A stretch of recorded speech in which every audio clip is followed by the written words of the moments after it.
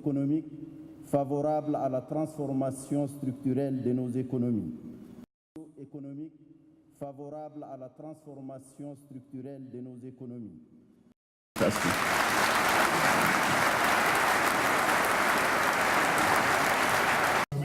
Young and talented African entrepreneurs took place yesterday.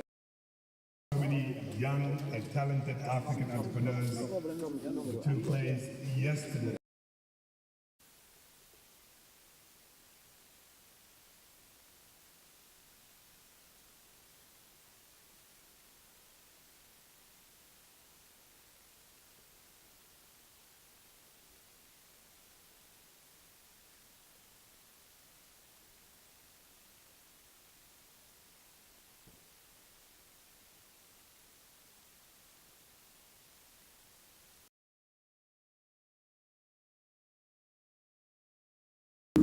Somalia is geographically blessed as it has the potential to interconnect Africa, Asia, and the rest of the world.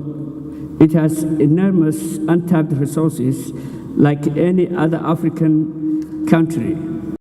Somalia recognizes the great efforts of the African Union in working towards creating a connected Africa built on the pillars of free trade and socio-economic integration and value addition, whereby Africa's finished goods and services can be sold and promoted across the continent and globe. Somalia's foreign policy and national development plan put investment at the heart of international engagement we need to make in Africa and export to the continent and to the world.